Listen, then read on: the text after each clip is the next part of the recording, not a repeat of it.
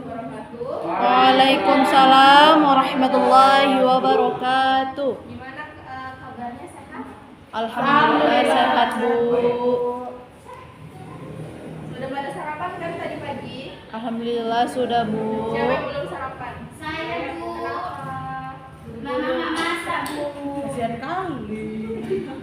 Dibiasakan untuk sebelum belajar itu harus sarapan terlebih dahulu ya. Ya, Biar Bu. fokus belajarnya. Sebelumnya Ibu mau kita mau baca doa dulu yang dipimpin oleh Ibu sendiri.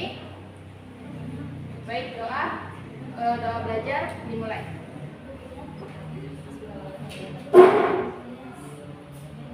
Doa belajar selesai. Baik, Ibu mau absen terlebih dahulu. Kayaknya banyak yang gak hadir ya. Iya, Bu. Oke, yang hadir aja yang Ibu absen ya. Baik, sebelumnya Ibu mau mengabsen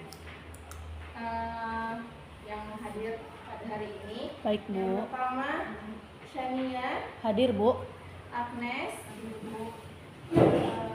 Fika Fadilah dan Fika Humalah, Milam, Baik. Ada beberapa yang tidak hadir ya. Baik, hari ini kita masuk kepada pembahasan tentang perkembangan dakwah Rasulullah SAW pada fase Mekah. Ibu mau tanya dulu, ada berapa sih fase perkembangan dakwah Rasulullah? Di mana aja gitu? Ini fase Mekah, baru yang salah satunya fase di mana?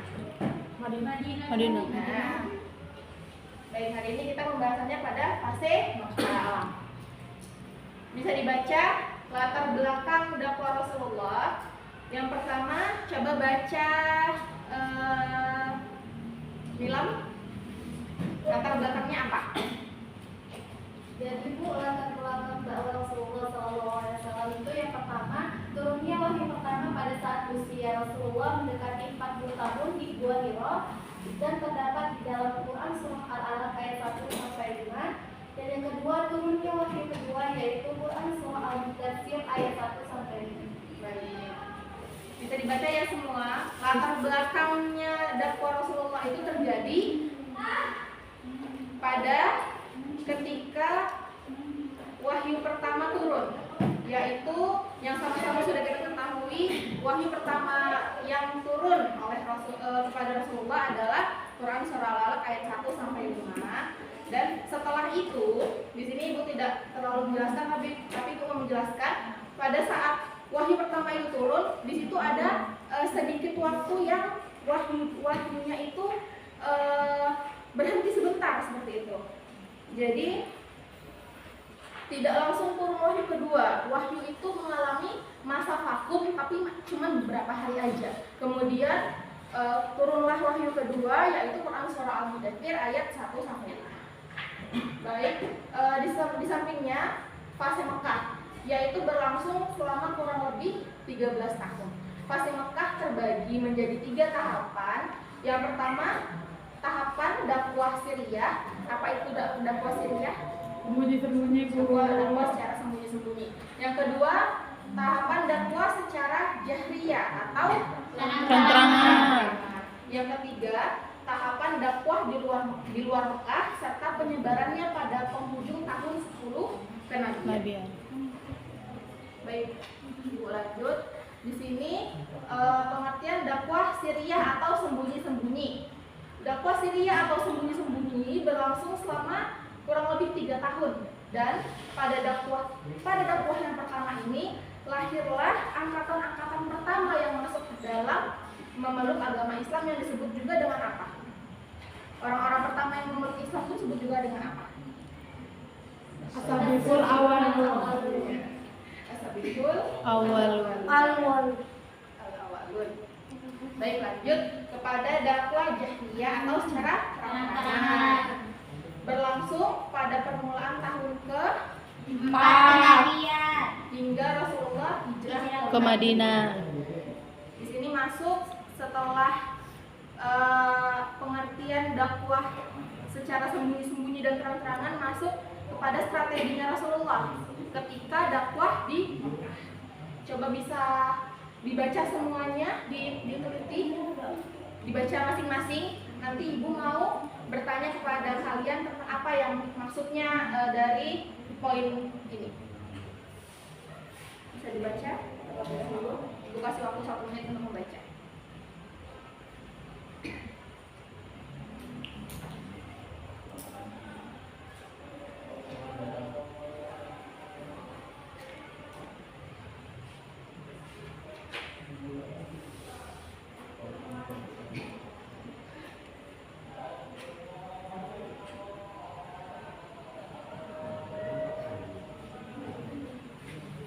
Baik, sudah dibaca semuanya? Sudah dibaca? Sudah, Bu. Sudah mengerti? Insya Allah udah, Bu. Ibu mau bertanya kepada kalian salah satu, apa sih yang Rasulullah lebih tekankan pada fase dakwah di Mekah ini? Saya kok Baik, siapa kira-kira yang bisa menjawab pertanyaan dari Ibu? saya Bu. Ya baik, kepada Nadia, coba berdiri.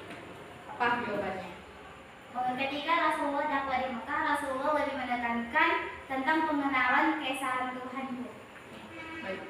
Kalau dari Nadia.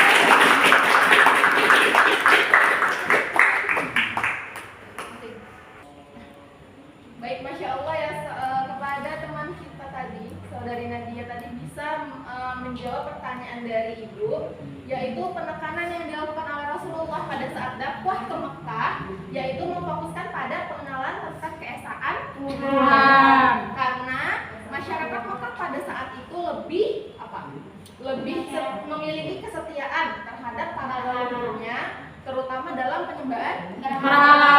Jadi Rasulullah pada saat di Mekah itu beliau lebih memfokuskan pada pengenalan Tuhan. Baik, lanjut.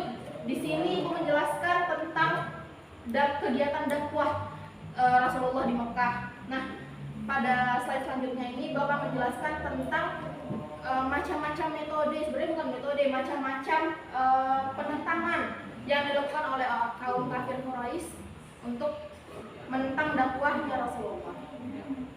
Baik, bisa dibaca. Di sini Ibu minta sama saudari Agnes untuk membacanya apa aja sih yang dilakukan oleh kaum kafir Quraisy untuk menentang dakwahnya Rasulullah. Yang dilakukan oleh kaum kafir Quraisy yaitu yang pertama menyindir, menghina, mengejek, mendustakan dan menertawakan. Dan itu dalilnya ada dalam Quran surah Al-Hijr ayat 6, Quran surah Shad ayat 4 dan Quran surah Al-Qalam ayat 51. Dan yang kedua itu mencemarkan citra ajaran Rasulullah SAW, dan itu dalilnya dalam Quran surah Al-Furqan ayat 4 sampai 5. Dan yang terakhir itu beragam penghinaan serta penyiksaan. Baik, bisa dibaca semuanya. Di sini Ibu melampirkan sebenarnya lebih banyak dari ini hal-hal atau cara-cara orang kaum kafir Quraisy untuk menentang dakwahnya Rasulullah. Tapi di sini Ibu hanya sedikit saja memaparkan, ada beberapa. Dan untuk memperjelasnya, di sini Ibu menyantumkan dalil-dalilnya yang bisa dilihat sendiri di Al-Quran, atau mungkin bisa Ibu bacakan untuk satu dalil, yaitu di Quran surah Al-Hijr ayat 6, yang artinya, dan mereka berkata, hai orang yang diturunkan kepadanya Ad-Dik atau Al-Quran, sesungguhnya engkau adalah orang-orang yang benar-benar gila. Bisa dirasakan, mereka bisa berkata seperti itu kepada yang menerima Al-Quran ini. Siapa yang menerima Al-Quran? Ya tentu saja Rasulullah. Mereka berkata bahwa Rasulullah itu gila. Baik, sekian dari Ibu untuk menyampaikan pembelajaran SKI kita pada hari ini tentang dakwahnya Rasulullah pada fase Mekah. Nah, di sini Ibu sudah memberikan tugas kepada kalian untuk membuat kelompok. Ya, di sini Ibu buat kelompok 1, kelompok 2. Yang tugasnya di sini sudah masing-masing. Siapa yang mau kelompok 1 atau kelompok 2? Kami Bu. Kami kelompok 2, Bu. Yang sebelah kanan ibu kelompok 2, yang sebelah kiri ibu kelompok 1 ya. Iya, Oke, Bu. oke. Boleh dibuat kelompoknya. Baik, tadi sebelah sini kelompok berapa? Kelompok 1. 1. Sebelah sini kelompok 1. Sudah sampai mana? Boleh bukan kelompoknya itu, Bu. Gabung lah, Bang. Ayo. Sakit jago hari itu, Bu. Sudah selesai? Oke, udah diskusi, sudah selesai diskusinya.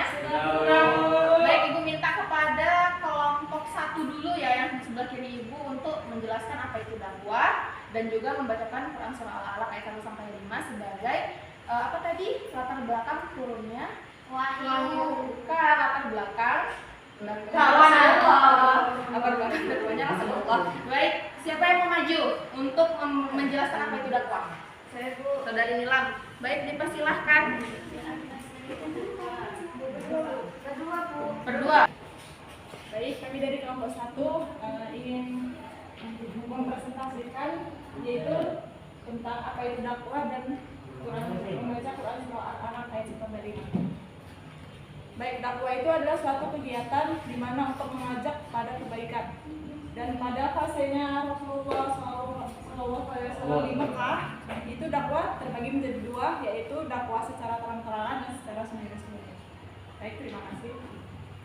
Baik, di sini saya akan membacakan Quran surah Al-Alaq ayat 1 sampai 5.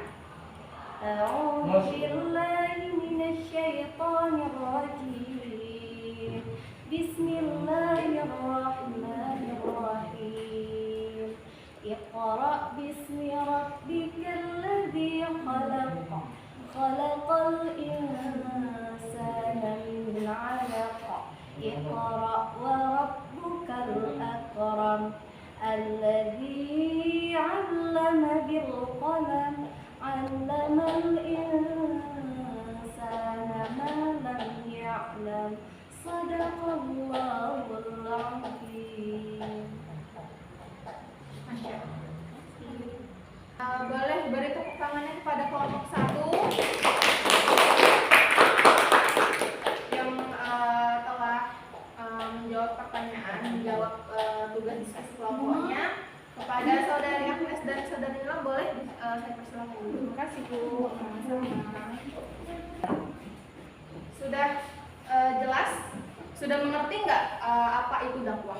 Sudah, Bu. Tadi dakwah itu adalah untuk mengajak kepada Kebaikan. Nah, untuk dakwah ini sendiri kita bisa mencontohnya dari Rasulullah yang beliau itu dakwahnya itu selalu ditolak, selalu dihina, selalu direndahkan, beliau tetap teguh untuk berdakwah. Kemudian tadi juga sudah dibacakan oleh teman kita Quran surah Al-Alaq ayat 1 sampai 5. Kemudian lanjut pada kelompok 2 untuk menyebutkan nama-nama orang-orang yang terdahulu masuk pada agama Islam. Siapa yang kelompok 2 maju? Sakila, Bu. Syakila, dipersilahkan. Bu, Sakila.